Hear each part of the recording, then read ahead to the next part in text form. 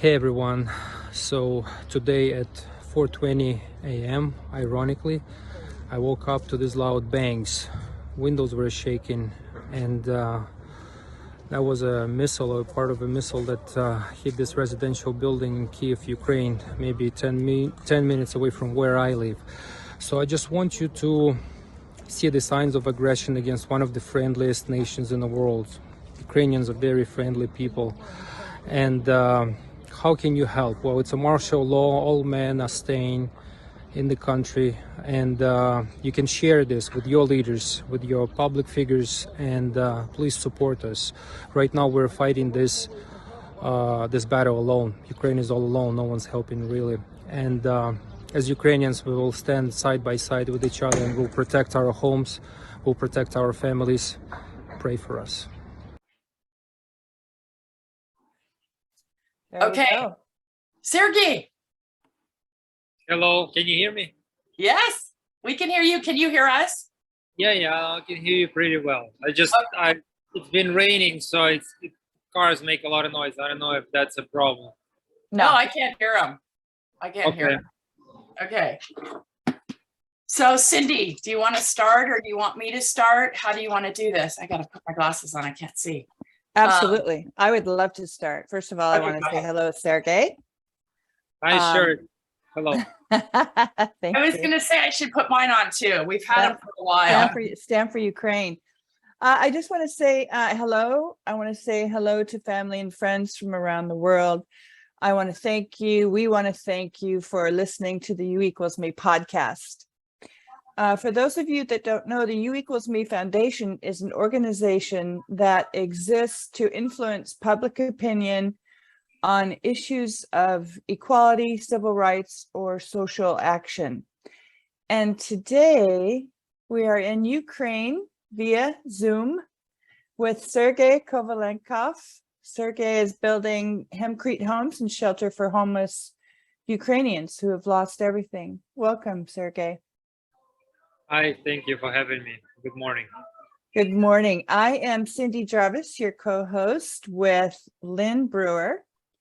First, a little bit of information about Sergiy. Sergiy is a civil engineer, lecturer, international speaker, teacher, educator, and founder of the company called Hempire, like empire, Hempire. And Lynn Brewer, my co-host, is also a businesswoman, an international speaker, and the two of them together are doing some extraordinary things to help heal the world as ordinary people, helping to rebuild lives, homes, and the country of Ukraine in this very moment as we speak. I want to thank you both for joining us on this podcast. Thanks, Cindy. Thank you for being here. So I could say, Lynn, do you want to go? Do you have anything you want to start with the introduction? Well, sure. So, first of all, Sergiy and I have not known each other that long, and we met sort of through LinkedIn and connected, recognizing that we both had a similar interest to help the climate. And I am not by any means an expert in hemp or building with hemp, but Sergiy is. And my focus is capturing these carbon credits to allow farmers to further monetize their crops when it comes to hemp. And Sergiy can talk a lot more about the attributes of hemp. You know, one of the things I immediately recognized about Sergiy is his positivity. You can see behind him, there are cars going by and it seems all normal, but you know it's not normal there. It's certainly, I can't even imagine, but he's never ever, in fact, in the entire time, I think I'm the only one that's mentioned the war, because he's focused on rebuilding the country and lives and that kind of thing. So I do think it's interesting, though, the juxtaposition between, I think I've tweeted a number of times how much I hate Putin, and yet I love the Ukrainian people. And so I I just find that interesting that they can remain hopeful when the rest of the world just, you know, this monster that they deal with every day. So, so with that, I'll let you take off, and when I have some questions, I'll ask them.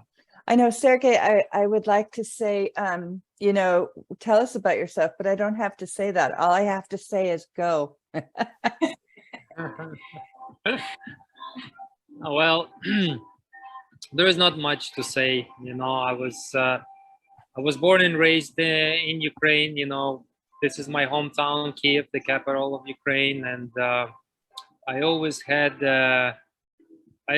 an opportunity to live in many other countries, but I kept coming back home, and now it has been really tough 3 years in succession, to be honest. You know, first the pandemic that was really ruining many businesses across the world, and now the war came, you know, and I thought after the pandemic, what wars could happen? Okay, we survived the pandemic, you know, Right. now we're gonna have a very good year, the construction year, I mean, right? And then the war came on the on the 24th of February. Yeah, I woke up at close to 5 a.m. I woke up to the rocket, pieces of the rocket hitting the neighboring building, the residential building, and then your life changes completely at instant, you know, because I would say, on behalf of many friends and foreigners that have ever visited Ukraine, they never had any problems whatsoever. It's a very safe country, very, very, you know, welcoming and generous people live here. Kiev is one of the safest capitals in Europe, and then this happens, right? And then the priorities in life change instantly, and the plans that you've had next week or next month, or you wanted to take a trip somewhere, half a year, or some conference I have to attend, that stops immediately. And safety first, you know, for yourself, for your family. And it's crazy because we live in the 21st century, and we thought, you know, we as a society advanced so far to come to an agreement, at least some kind of agreement, you know, not to violate each other's space and privacy, but we see that we as a group, we haven't grown up, and we haven't made any conclusions. Right. We've actually regressed. Yeah, it actually regressed pretty much, you know, because we had a World War II about, you know, more than 70 years ago. And Ukrainian people, again, one of the, you know, one of the most victims of World War II came again on Ukrainian nation. And so, unfortunately, we're going through it again. Is it due to the fact that, you know, this country is full of resources, or this nation it respects its liberty? And it's really hard to impose some kind of rules and regulations upon Ukrainian people. You know, Ukrainian people have always been the ones that are like, you know, this is my little, you know, hill, this is my house, this is the river, you know, this is where I farm, and don't touch me, you know, I'll pay my taxes, but we never invaded anyone. We never went on, you know, overseas on some crusades. We never really imposed our vision of life upon other nations' mentality, you know. So unfortunately, we go through it again, and it's sad to see that millions of people fled their houses, and now the economy is down. You know, the GDP is going to be down 40% at least this year, which is devastating.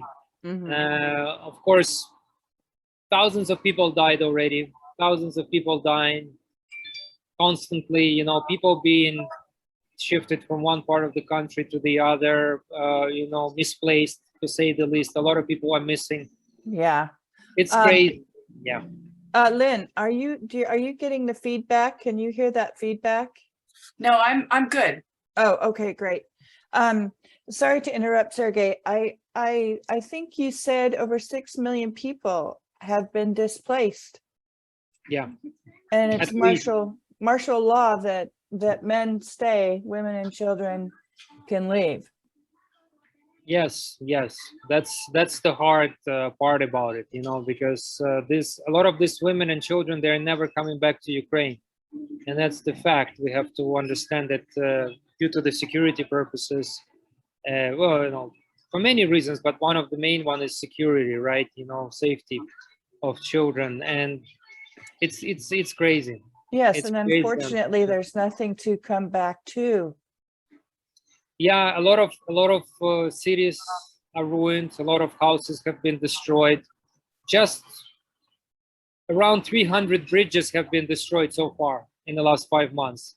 So of different size. So think about how many years it will take to rebuild those bridges and rebuild the highways, roads, and of course residential buildings. Because a lot of people, they're I would say like this, every single family got affected. Every single citizen of Ukraine got affected. And yeah, women, children, elders, mothers, fathers, some of them lost their relatives, some of them lost their lives, lost their houses, cars, businesses, of course, right? It seems as if we all know somebody from Ukraine or a family member from Ukraine or a friend's friend from Ukraine. We seem to have this, I don't know if it's a sympathy, but we seem to have a more intimate relationship with Ukraine at this point. It's interesting. It's not, I mean, it's a gross violation of civil rights. They're terrorist attacks is what they are. It's not war, it's terror. So well, the rockets are being launched every single day into different cities, and they're not before in the World War II the war was fought between the armies, but we see that shopping malls have been targeted, residential schools, complexes, hospitals. Yeah, it's crazy, right? What do children have to do with all of this, right? And it is terror. It is an act of terror, and it's really hard to share the feeling, the mental state of many people. Think about the consequences, the PTSD. Yeah, you said that. Yeah, it will be. We will be facing the consequences of the war for many more years to come, unfortunately. Yeah. So Sergey, one of the things that when the war first broke out in February, everyone in the United States said, how can we help? How can we help? And so to the audience listening today, it is, we need you to give and do. And so I want you to talk about your project that you're working on, that we are going to broadcast this far and wide. I have said if I could get 2,300 people to give $100, we would be able to house 180 people in Ukraine on the project that you're working at. And that's what we're focused on. And for those that do give, Cindy can talk about the t-shirts that we have put together as a gift for those that give, and then to broadcast it in their social media, across this podcast, across their social media. Because again, 2,300 people is not very many to just give $100 or $150 or whatever they feel. And so we're not shy about saying give, because this is just the first phase. So can you talk about the project that you're working on to house, it's the first of 3. And so I'll let you talk about that and the hempcrete part of it. Absolutely. Yeah, of course. Yeah, so basically it's an old farm on the western part of Ukraine that one man decided to, he had faith to, flipping it and transforming it into the residential complex for the refugees and orphans. And he purchased the land 3 months ago, and now he has many of these refugees working with him. So, he has many pairs of hands. and now they on a mission to transition this old building, old farm that had, grass, 2-3 feet tall just 3 months ago. And I was just there a few weeks ago, and they're doing an incredible job. They put in the water into the ponds, they put in the fish in there, they bought some goats and some from Spain. They cutting the grass, they are cleaning out the debris, they are planting some vegetables onto the farm. So you see it, you see things are being done, and that's how it kind of gave me an understanding that we have to help somehow as well. And that's when the idea came that they would be using our materials. I told them we would be giving you our materials, we would be giving all our knowledge, we would support you one way or the other, we would control the construction process, and then this building would be the biggest one so far, building made out of hempcrete in the history of Ukraine, in the modern history of Ukraine. So it's a complex that ideally in the end will host 180 refugees and orphans. There are already, the person who is in charge of this project, he is already a foster parent to 2 of these kids. He has his own 2 children, I believe. So they have, like, him and his wife, they I think already have 4 or 5 children. It's fantastic. It's a fantastic story. He's an IT guy. He's also raising money from different sources from outside the country. Of course, they're running short. It is important to execute as fast as possible as winter is approaching. And he's already feeding around, close to 200 of these refugees. And right now, what is happening, I'll tell you the status of the current status of this project. Right now, they have removed debris from the old foundation. They installed the reinforced steel, and now they have poured the foundation for the first of the sections. So they purchased the timber, we provided them the hemp and the binder materials. So the next thing is, erecting the timber frame and going ahead with the installation. So things are moving well. I will be keeping everyone posted. And I would love for people, to support one way or the other this fabulous project. And this will be one of many, because right now our fund that I will be heading directly will be in charge of helping out such projects across Ukraine, and there will be many more, because it's not just to support the victims of the war, but the actual refugees, but also the war veterans. We're going to have a massive problem with war veterans coming up, and we need to find a way to provide them tools of resocialization once they come back from the front lines. And projects like this, where they will be rebuilding communities with hemp, sustainable hemp-based, Ukrainian-based materials, I think it's a beautiful story and it's an incredible project. This way we'll be able to help people with shelter, but we're going to be providing the mental support with them through these projects, because working with hemp, we've seen many times how fascinated people are, once we organize workshops. Mm-hmm. And last year we have organized the first ever hempcrete workshop for children of the age of 7 and 8. And I told everyone, okay, if the kids at 7-8 year olds, they learn how to do it, I'm sure adults can pick up and execute as well. Absolutely. And you are working with a couple of institutions, educational institutions, giving instruction on the hempcrete. I'd like for you to speak about that, Sergiy, but I'd also like for you and Lynn to, why hempcrete? What is it, and why what's the choice?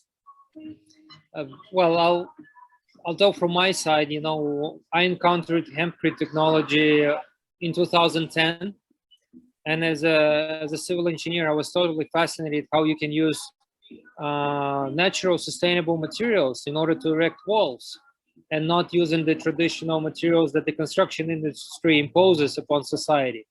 So the era when you would fill up cheap materials from China and ship it halfway across the world is over. You know, now logistically, it doesn't make any sense. You know, it's not a feasible project, you know, economically wise, non-environmentally, because you're just providing such a huge carbon footprint. So the idea of growing hemp, processing hemp locally, came to mind of people that have seen a massive potential for this technology. And that's when I came back to Ukraine, and my company called Hempire developed a binder, all natural Ukrainian based binder, using only local, only natural raw materials, mixing it with Ukrainian hemp, made it extremely sustainable. And that's how we survived through pandemic. You know, to answer your question, pandemic, you know, our business was put on a great test by pandemic, you know, because the borders shut down, the logistical, you know, supply chain, you know, just ruined for 2 years. And we survived simply because, you know, our formulation contained only local materials. And this material is fascinating in terms of thermal performance.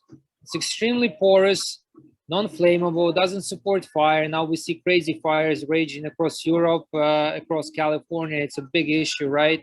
For example, I remember the town Thousand Oaks in California a couple of years ago. They had a massive fire. You know, close to 100 people died, I think, and many houses got ruined. So what did the industry do? You know, they didn't do anything. They just rebuilt the community with exactly the same flammable materials. You know, we're waiting for the next fire to hit the region. Unfortunately, people don't learn from their mistakes. So hempcrete is a material that does not support fire. We have put it on the test. We have an official paperwork. It regulates humidity. It is extremely energy efficient. And I have to say, we couldn't monetize the health aspect of it, but now pandemic did it for us. And now people want to live more and more in the private houses rather than the apartment condos in downtown. Yeah, we see that here, people moving out of the cities. What the thing that I think is really interesting about hempcrete, I watched your 2-hour how-to video. I'm going to have all the information on your videos in our show notes, but I was telling Lynn last night, it's like, oh my gosh, I've learned so much. I learned that as the hempcrete dries, it keeps on sequestering carbon. So it's just like this magic, and it's healthier for your lungs, and it's mold resistant, fire resistant, pest resistant, rodent resistant. But the one thing that I think is so interesting, and Lynn's already heard this in chapter and verse, but there's only 3 ingredients. Yeah, that's correct. And that's a danger for the construction industry. You know, I would have to say to you, and not many people will like it, but there is a set of products that being enforced upon by the industry, and the contractors, they're getting used to only work with this type of methods and materials, you know, that are certified, that they've been tested and tried, you know. And when you are bringing something new and simple, there is always going to be a resistance from the companies that are well set in for many decades. They have multi-million-dollar revenues, and now something simple and local comes in, and that's when that's what they don't like to see. Because if children can install it, you see what I'm saying? You don't need a contractor that is 20 years old of experience, that makes $40 or $50 an hour to install the material. Now people can purchase the material and can erect walls themselves. So this is truly magic, and we can do it all over the world. It is, and I like it that you work with architects to inform them about the materials that are available. And Lynn, your work, excuse me, on the sequestering of carbon, you actually have a patent pending Yes. currently. So a couple of things too is that what a lot of people don't understand is construction has the largest, as an industry, the largest carbon footprint of any industry. So transportation, I think, follows a close second. But when you talk about manufacturing these, and of course, when you take traditional building materials, you have to clear cut forests that are actually helping the climate by sequestering this carbon. But the more timber you cut, the more or the less there is to sequester. So yeah, we filed a patent, and the patent is really designed.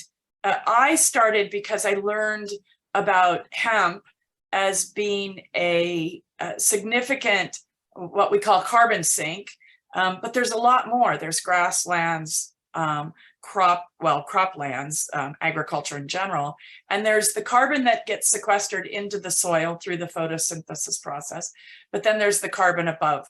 And then there are people who have large parcels of timber and decide that maybe economically they'd like some of the money that the timber would bring, and they end up doing the harm to the environment. And so what we're working on is allowing them to keep the trees and be able to monetize the carbon. And so that's when I reached out really to Sergiy, because I said, look, we have this vertically integrated. We planted 52 acres of industrial hemp this year. That is designated to a brain trauma center for vets. And we want to do some of the things that Sergiy talks about with the PTSD. We want to look at how can we help with that and that kind of thing.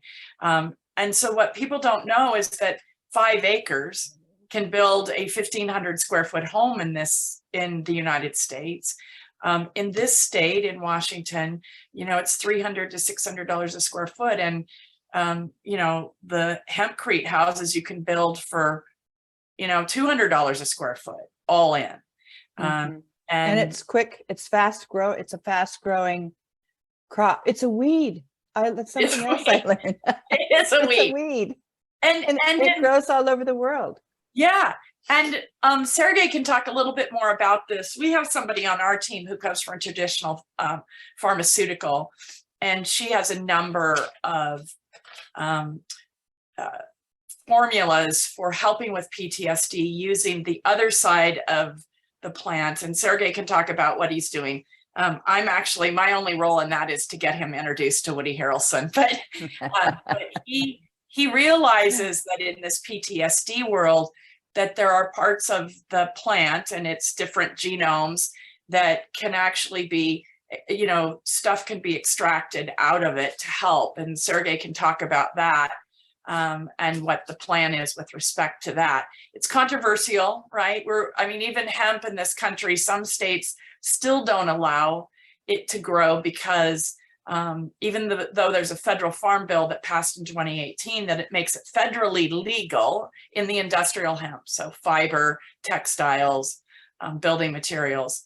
But there's also the grain, and the oil that you can find it at Costco. But I have a question. Hemp and CBD, those are two different things? No.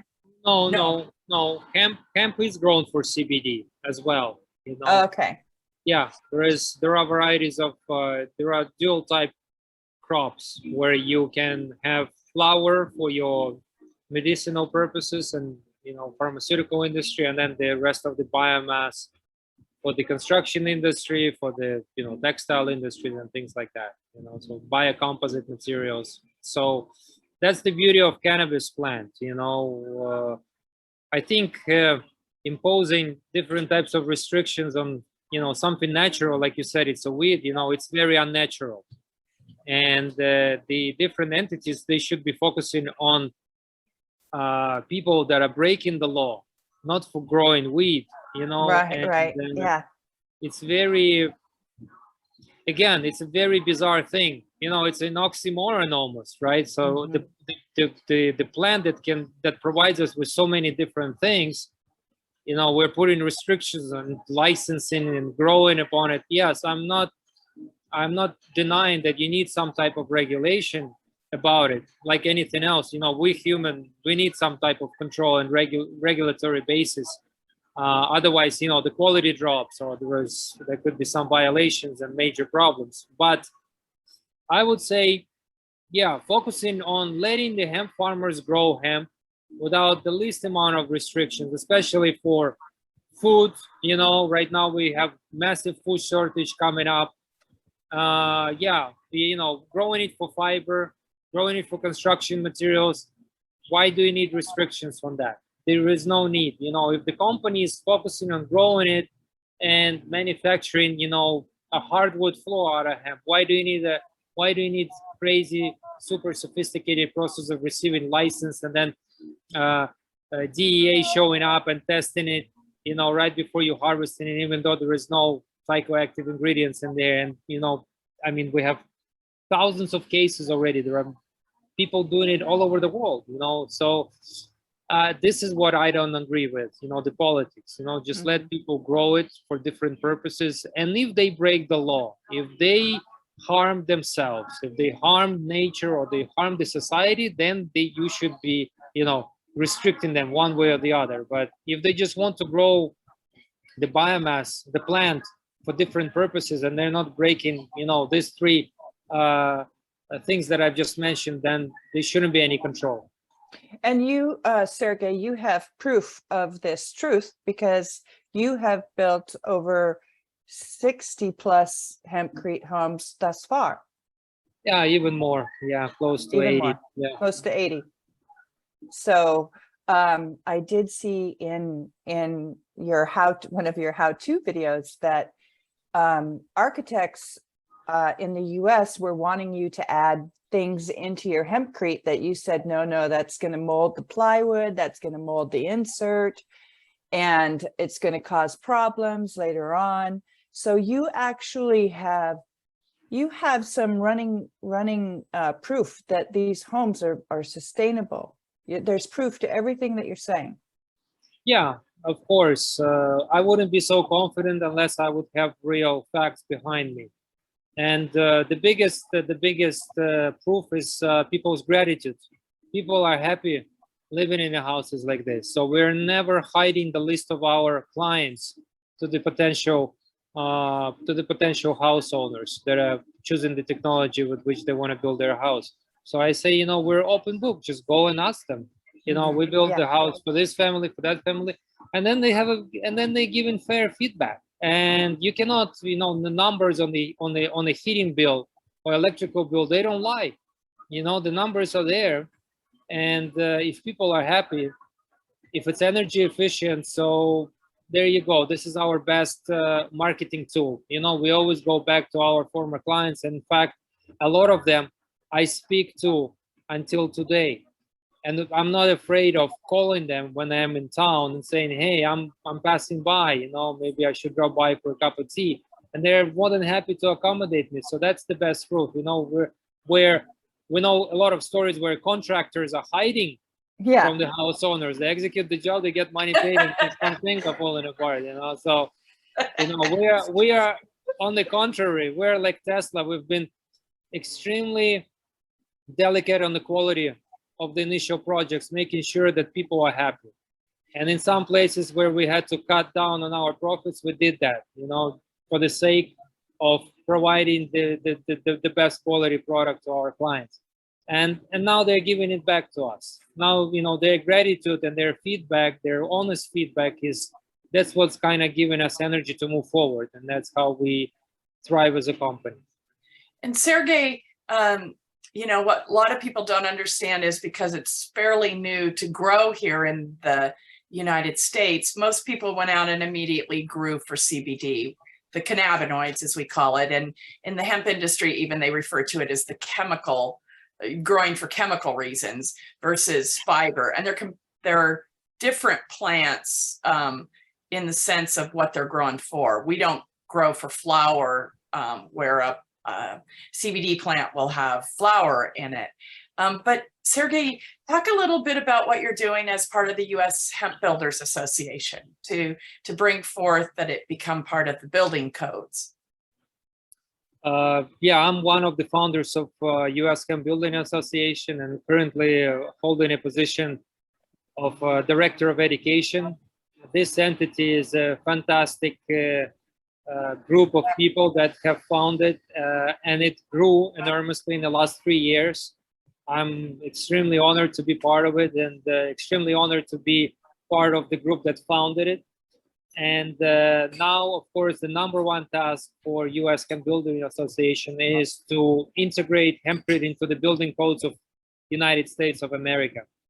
And of course, there is a complex process because there are 50 different states that have their own regulations on the insulation values, you know, fire restrictions and things like that. So it's a sophisticated process, but straw bale construction folks, they have done it already successfully. So we're just following their paths right now, really. And I'm being very optimistic. In the next 3 to 5 years, we'll see a huge influx of hemp-based products and projects happening across the United States. Of course, the big question is, where do you get the biomass? If there's no biomass, if there's no product, there is no market, right? So, of course, it's up to the farmers to start believing that investing their money and time into growing the biomass for grain, for food, for fiber is the way to go, because a lot of them got on the hook of the CBD bubble, and it was devastating. I saw it coming many years ago. People that are in the industry for quite a few years, it was coming. You know, it was like a world financial crisis in 2008. It was just with mortgages, if you remember, if you recall. Same thing was happening with the CBD. The influx, there were thousands and thousands of new businesses were showing up every single month. It was just getting ridiculous. And of course, you know, when people were raising capital in order to get the CBD business going, you know, it took them a couple of years to get all the licensing, get all the facilities ready, and all the regulatory, satisfying all the regulations. You know, the prices for the biomass and the products, they fell drastically tenfold, right? So a lot of businesses went bankrupt. And it's a sad situation for the entire cannabis industry, including the hemp industry, because a lot of businesses got burned on it.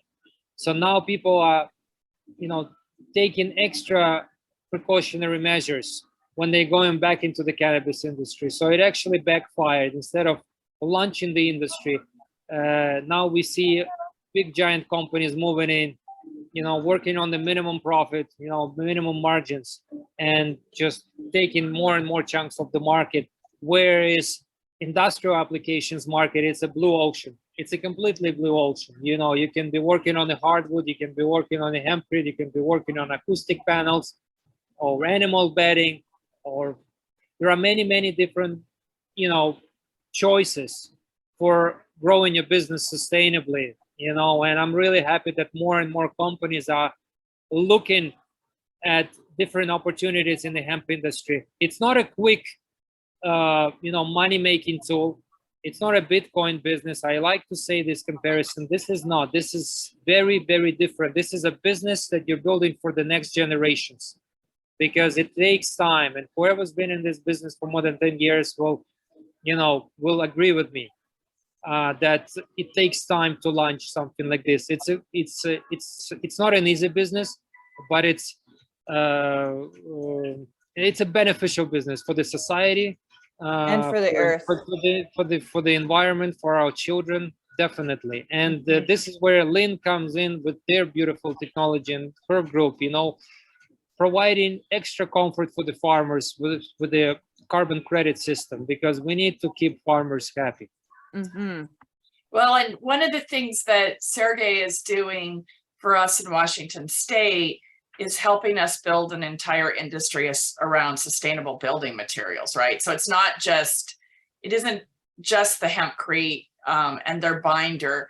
First of all, I should point out that in Washington State, you can get an alternative building material classification if you want to build out a hempcrete. So we have that mechanism to be able to do that.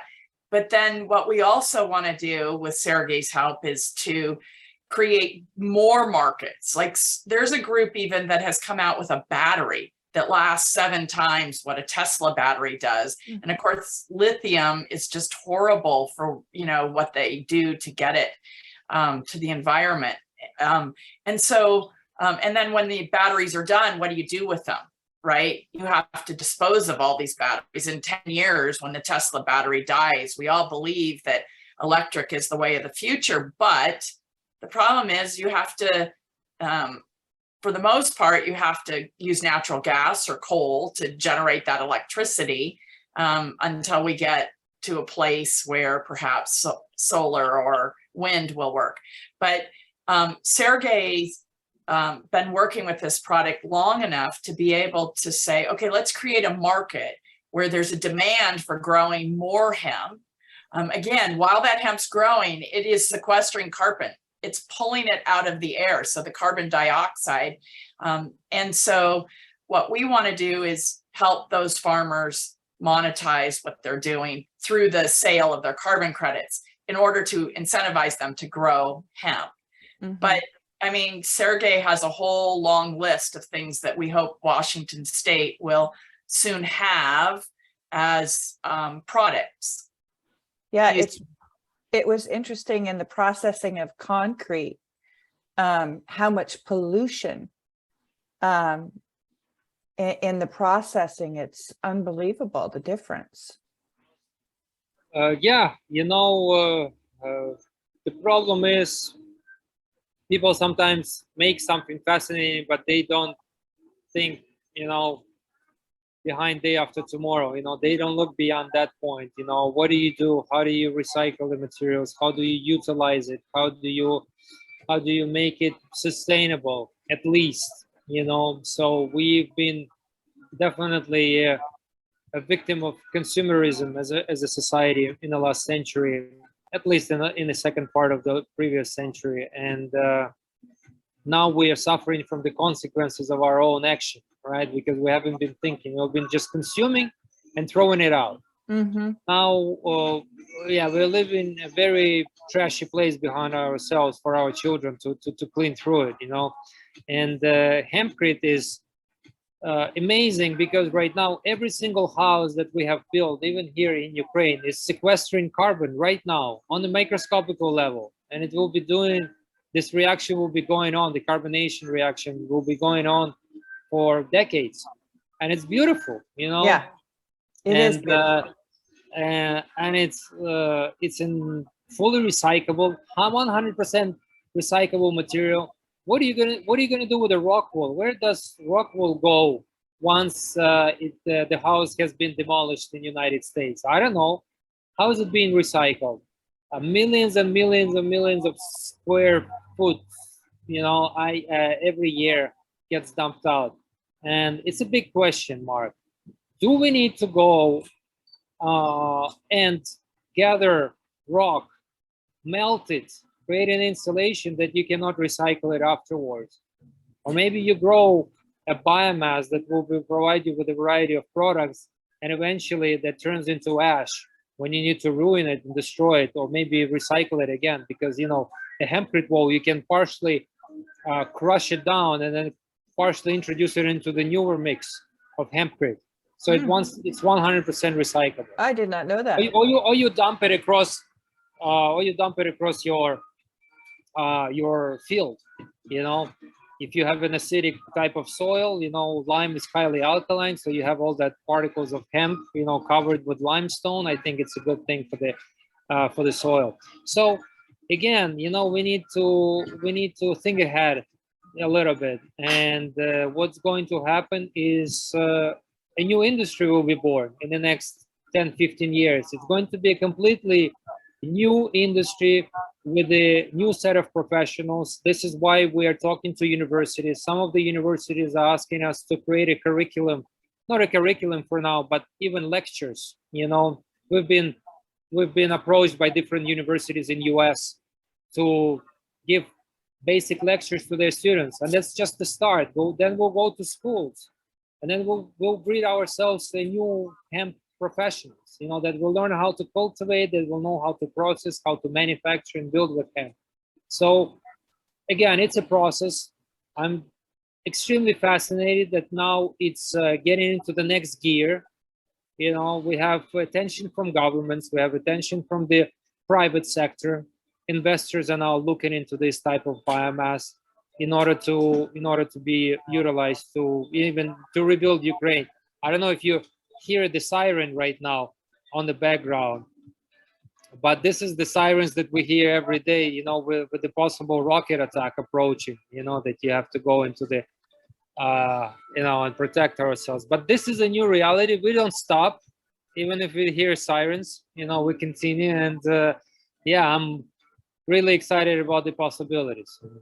Well, and what a lot of people don't realize is when these forest fires happen, right? Those trees have carbon dioxide sequestered in them. And so when a forest fire happens, they end up emitting the equivalent of 8 million cars sitting in traffic running for a year. And so the whole concept of building houses that don't burn is an incredible advancement. And in large part, it's to the work that Sergiy's done over the last 12 years, right? We're able to now begin to look at doing this differently, because what we were doing or even still doing isn't working. So we have to change that. And so and I love it that Sergiy, you're saying, oh, you can use my product, you can build your own product, and the same thing with you, Lynn. You guys are bringing this out into the world, and you're not trying to keep it for yourselves or keep it a private industry or keep it anything, but sharing the benefits that this can offer people around the world that want to get involved. They can use Sergiy's product, they can use your system, Lynn, or they can develop their own. It's beautiful that way. Well, I have to say that a lot of people are battling, you know, to get to the top and be the first and this and that. It's very funny because it's a drop in the ocean. Even you know, if you would gather all the hempcrete builders in United States right now, and you would ask them how many houses, how many projects have you executed in the last 12 months? Even if they build 100 houses, and there is no such company, by the way, right now that builds 100 houses throughout the year. You know, what is 100 houses in a 350 million people market? It's nothing, right? So definitely that's the reason why we have created an association. We need to work together, and people that think they're competitors, they're not competitors, they're just brothers and sisters, to be honest. You know, it's just their ego is, you know, not letting them actually accept that. But the truth is, you know, we're all partnering up to create a new industry. And like I said, with association, with farmers, with schools and universities, with architects, with different sustainable and groups, with different funds, non-profits, right? This is the only way how you can get it done. And we've been slowly pushing that stone, and now more and more people getting behind us to help us push that stone upwards, you know, and it's just going to be a snowball effect eventually. I have no doubt about it. We'll see the whole world being green again, thank God to hemp and cannabis cultivation, and then we'll see many happy, healthy people. Yes, it truly is a one humanity. We're all sharing the same footprint of the earth. So Sergiy, let's circle back around to the project and tell the audience. So I'm focused on this $230,000, 2,300 people, $100, or 23,000, $10. It doesn't matter. Tell us what's needed in the bigger term in order to complete the 3 phases. So it's a U-shaped building. There are renderings, and we can put that on the U=me website or on the show notes. But talk about in the longer term, because this is not a quick fix. There's lots of multifaceted aspects of this. Yeah, of course. A lot of people wondering why such little money needed for such a big square footage, you know, in order to accommodate that many people, is because this group is saving a lot of money on labor. So labor is voluntary. There are volunteers. I was just going to say. Yeah, they're coming. There are women. Refugees that are helping with installing the steel reinforcement. This is like a real, true social project, and it's amazing. So there are 3 sections of the building. The first one, it needs about another $230,000 to be completed, and then they get to the other 2 sections. Whether all of them going to be residential, that's a big question mark, depending on the development of this overall project of the farm. Maybe it's just going to be 2 sections that's going to be residential, and the central one is going to be turn it into the dairy type of building. I don't know. Again, that's up to the owners of the project, but nevertheless, it's an old building. It has to go down. They have to take down the roof. They have to refurbish it. There is a lot of work, and renovation projects sometimes take a lot more time and money than building it from scratch on ground zero. So right now they are focusing just solely on the first section to be completed, and then depending on the success and the speed with which we will complete the first one, then we will start raising the awareness in order, for people's support for the next one too. So this farm, I think it's a 10-hectare farm, and this is going to be just the first one. We want to turn it into the continuous process, because some of the groups, some associations, they have millions of members. If each member donates $1, we would be able even to build a facility that would be able to manufacture hemp-based products, and they would probably become part of this project, like fully involved in this, so we can actually turn it into something extremely big and very, beneficial, to say the least, because like I've said, people don't understand the madness that is happening, but then we have a lot of children that lost their parents due to the bombing, due to many. And they have to live somewhere, and we have to take care of them one way or the other. So that's why that was our intention in the beginning, to help. But now I see there is a lot more potential, how to turn it into a completely much bigger action piece, Cindy. And it's a building. It's a tangible asset. It's not a website development. We can show the proof that this is happening. People are doing, so I would like to assure that, our fund will be monitoring the consumption of the materials. We're going to be making sure that everything's done. And I mean, they are motivated. They are that group that's building, they're building a house for themselves because they have nowhere to live right now. They are spending crazy money on food and shelter while they're building themselves this residential complex. So it's in their own interest to build it in the most efficient way. So, and Cindy, the other thing about this too is people are starting to see that there are going to be billions of dollars around the world raised and sent to Ukraine to rebuild, and there are foreign countries seeking to profit off this horrible situation in Ukraine. And when I learned about that, I said, well, we're not going to give money to people in Turkey. We're going to give money to people in Ukraine. And when I say money, I'm saying capital improvements, money that's coming from the federal government. When this first happened, people were like, well, where are my dollars going? I don't know. Exactly. Well, Sergey's the face of where that money's going through. And of course, U equals me is a 501c3. They can get a deduction, a tax deduction for giving. They know direct from you to Sergey that those funds are going there. They're not 100%. going for administration and all of the stuff that donations go to.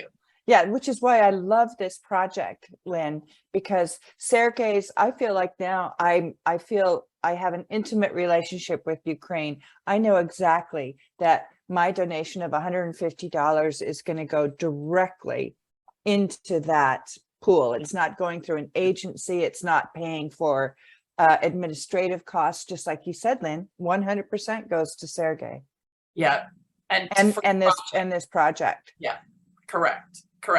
So again, we need everyone to get out their checkbooks. Cindy will have in the show notes where we go to send those. Yeah. Whether that's PayPal or Venmo, we'll get the money. We'll make it as easy as possible. She can talk about the t-shirts that will be given for a donation.